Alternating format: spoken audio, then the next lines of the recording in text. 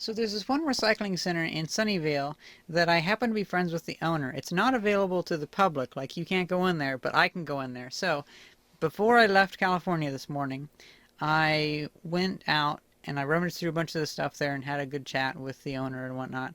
Well, he happened to get a big shipment of these, or not a shipment, but somebody dropped off a bunch of these. They're little Panasonic ToughBooks, and he was having a hard time selling them, and he just wanted one gone, or he just wanted them gone, so he was able to sell me one. He sold this to me for like $10, and guess what? It actually works. And the batteries still mostly work too. I've been charging this one for about 20 minutes now, as I've been trying to figure out how to crack it open, and I think I have. So I was just powering with my power supply, but it turns out just a regular 16 volt laptop adapter will power it too. This thing is pretty cool. It's also pretty rugged. Well, my big issue was there's Windows XP on this. That's exactly what I can use. Well, I also have a stylus. This was made around about 2009 or so. It has an Intel Atom processor in it, about a gigabyte of RAM. It's pretty good. Well, whenever I logged into the admin, I couldn't get the password, so I had to change the password. I've never really changed a password on this before. Looks like it was owned by Virgin America. It's kind of interesting. It's whatever software they have. Whatever. So what I found I had to do is I hold this down, I turn it off. Then I have to turn it back on. I have to shut it down during the boot up procedure. So I'll turn it off now. And I'll turn it on again. We should have the error code. Yep, so we can come up with we can go hit safe mode with command prompt. I'm gonna hook a keyboard up so I don't have to use this because it looks like somebody spilled some soda in it, and I wouldn't be surprised since it was on an airline. So now let's go to crew. So crew just has a bare bones setup. So what I did was I put net user admin WASD. So we have net user, which is what changes the password, I guess. Admin, which is selects the account I want to change, which is admin. And then WASD is the password I want to set it to.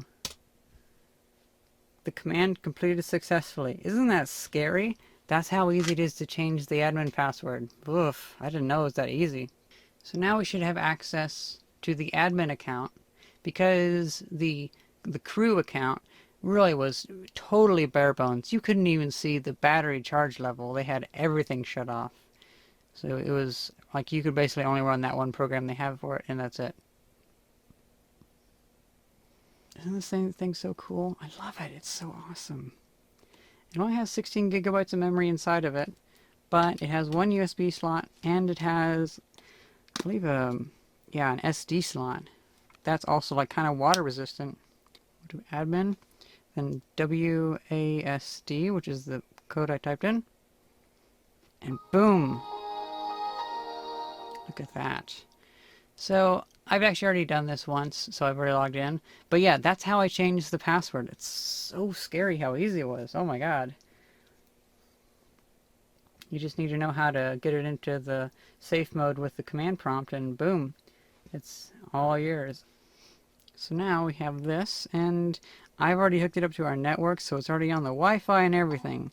It's so awesome. Oh my god. Before I even look at the battery power, because these batteries probably are well used. But honestly, I just want to mess with this now. So this is just going to be a video about playing with it and seeing if maybe I can use it. So I'm going to look up Firefox.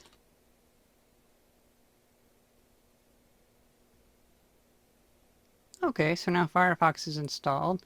That's pretty cool. It actually works. Oh my god. I can actually use this to watch videos. This is awesome.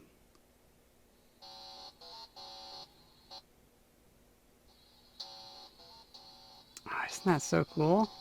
Wow. I can use this to watch videos outdoors whenever I'm working on a project or something like that. Like even if it's in the rain or something. This is so fucking cool. This is worth $10, even just for the Windows XP install.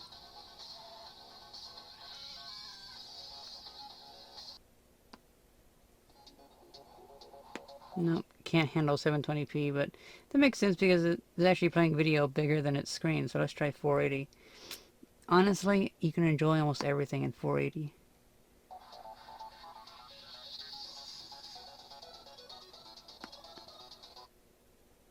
Nope, 480 is not that great. 360. That's better. It's fluid enough.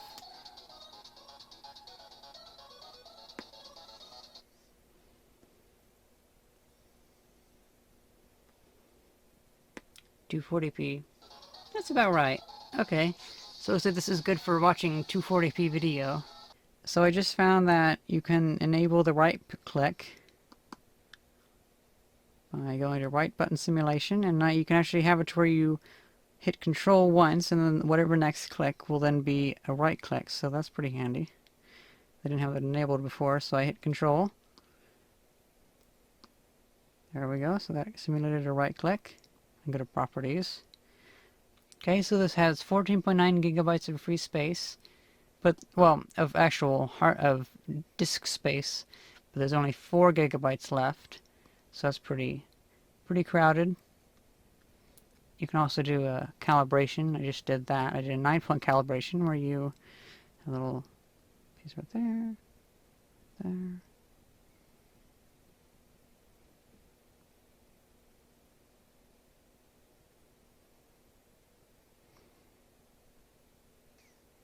I should go ahead and also update the service pack of this too, because this is... Oh, Service Pack 3. Never mind then. It's already pretty good. So there we have it. We have a CPU Z520 Intel Atom 1.33 gigahertz, 0.99 gigabytes of RAM, which is 1 gigabyte of RAM.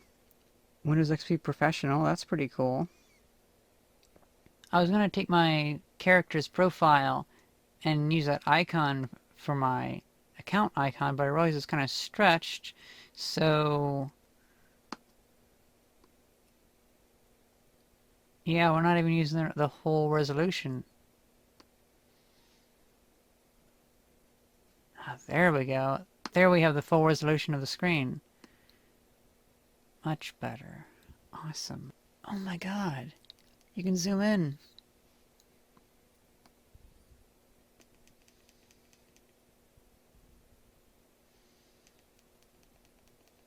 Look at that. Oh my god. This thing's awesome. Oh, look at this. So it was actually like on half brightness. So this is like almost capable of being read outside. It's like very, very bright. That's pretty cool. I'm also really happy that I was able to salvage the XP installation that was on here, because then all these keys still work. Well, I've upgraded it a little bit. Got a little more like how I want it. I've installed Winterstat, AVG, with Firefox of course, CCleaner. Let's just run CCleaner real quick.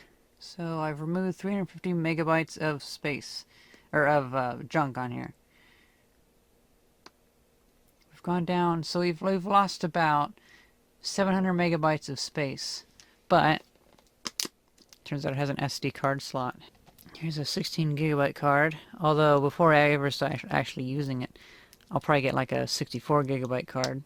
Oh cool, so it looks like it has, well, I think it's a single core hyper-threaded, but still that's kind of neat that it has that. I like that. So I've been playing with this for about another day, and I think I've taken it pretty far. So here we have the benchmarks of the internal memory storage. So we have the 16 gigabyte internal SSD, and then we have the SD card, which is also 16 gigabytes. Obviously the internal storage is a lot faster, so that's pretty interesting. Now I've gotten Half-Life to kind of run somewhat.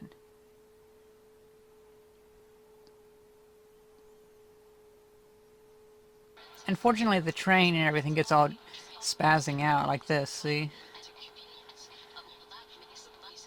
But it's really just the train. So I can jump out of this and run forward. So now I'm outside of the train on the startup sequence of Half-Life. I've had this happen before on a couple other shitty computers.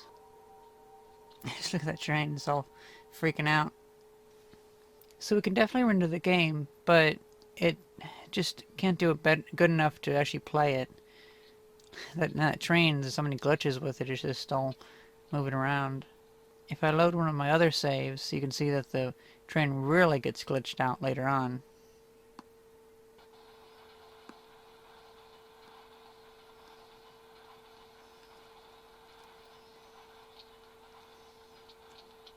It's supposed to be going straight, but oh well.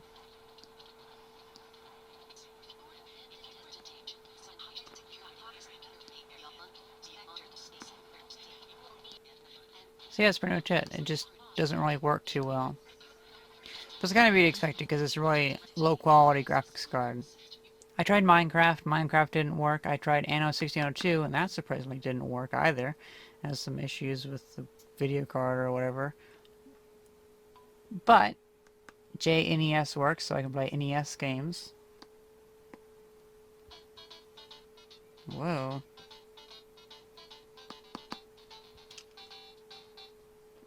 That's weird. It never seems to save the input.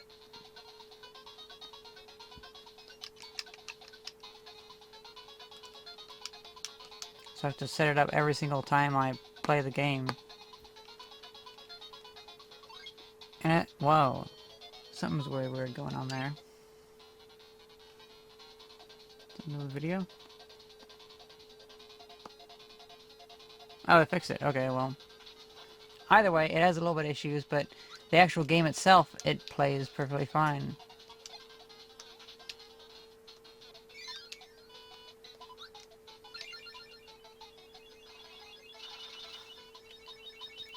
But then we have other stuff that works. So I have 1964, which is a Nintendo 64 emulator on here, but it doesn't seem to work too well. There's some video issues. I'll see about downloading other N64 emulators and trying those, because they should have enough power, because it can actually play PlayStation 1 games. Now, I should be able to actually zoom in. I never tried this before. Oh man, look at that. There we go. Yes. So, it can't actually play the game while drawing to very large pixels.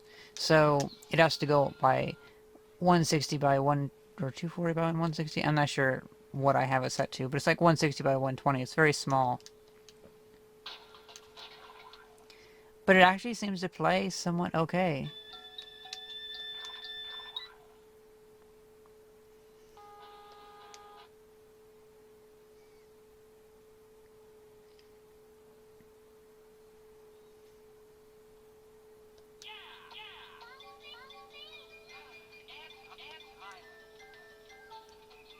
Frame rate's all over the place though, so that's unfortunate.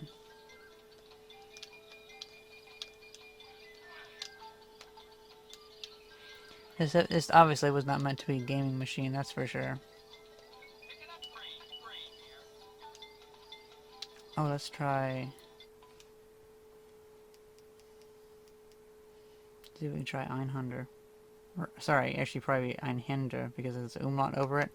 It's kind of confusing because on the game, the narrator on the English one, I guess, pronounces it wrong. Yeah.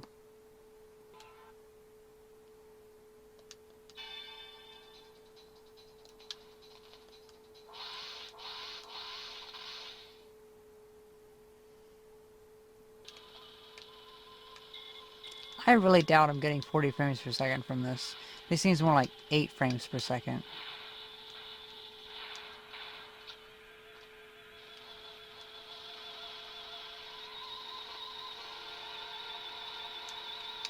Yeah, like that's not right. Oh, maybe it works better like that. We're not zoomed in.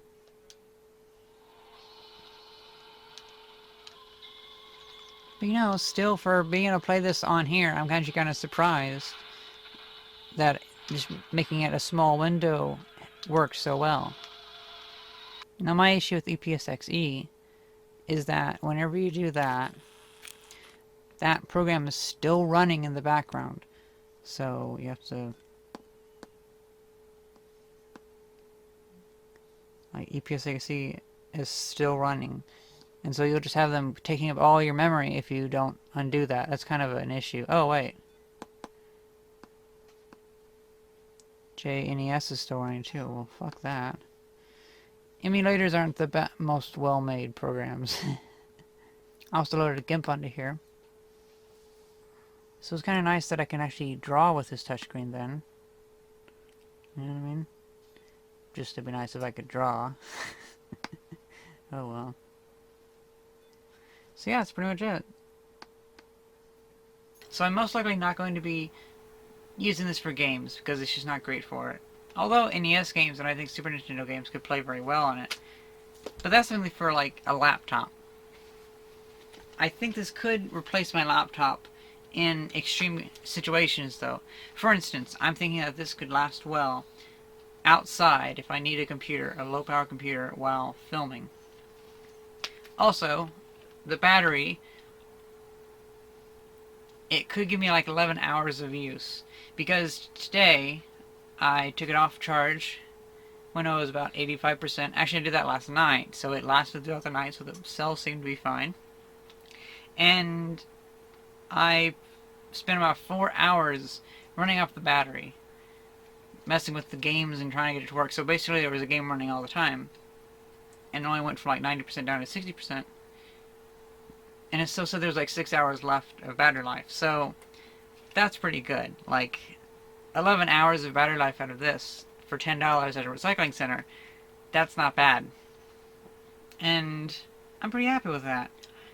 It's definitely no speed demon. It's definitely not going to have a lot of processing power. But I think its durability and its ability to be used in inhospitable climates. Like, if I was outside and it was a bit misty and I was still trying to film or get something done and I needed a computer of some sort, this could help. Also, if it was extremely cold and I wanted to have my gloves on, I could use the stylus. And it also has the buttons on the side so you can have a shortcut, so you can like have one going to one program, or you can load Blender or load GIMP or whatever. And so I think that's pretty handy. I'm thinking that this might be able to be used in my life, at least, regarding like filming of some sort. Like, if I'm doing some filming outdoors, I could maybe pipe video feed in through the USB slot using like a webcam or something like that. And so this would be like a very durable video feed, or even a recorder, because I could cram like a 128 gigabyte SD card into here, and it could be taking the video and saving it onto there. That's an idea. Although I'm still trying to figure out how exactly to fit this into my life. Because it is really cool. I really love it. It's really amazing. And I'm curious what's underneath that panel. Oh.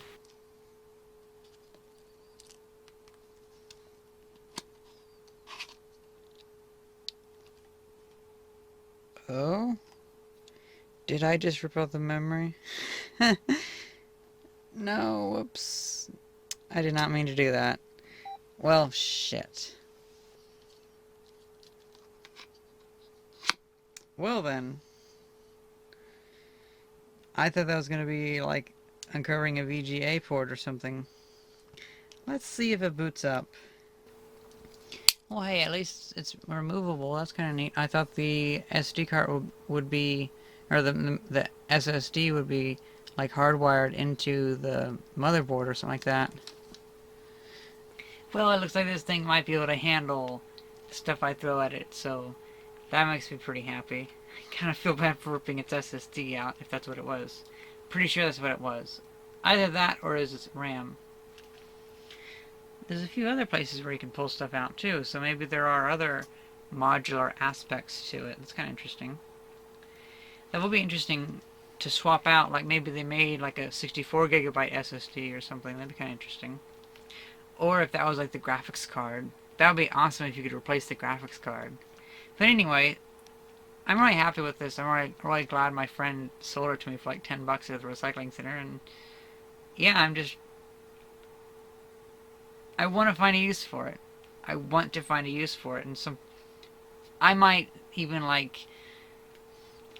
thing I could see is I take an old webcam and I connect it to my Bolex film camera, because sometimes it's hard to see through the lens.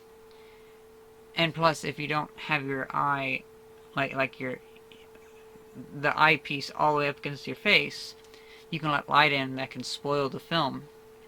So it might be good to have the camera up to this, so then I can see what the Bolex is seeing, and I can actually record through the viewfinder in case for some reason the film is lost, like if the development room messes it up or something like that. Then I can still have the digital view through the reflex viewfinder. That'd be kind of interesting. Well, that's pretty much it. Do you guys have any thoughts on what I can do with this? Well, I hope you guys enjoyed this video, and thank you very much for watching. See ya!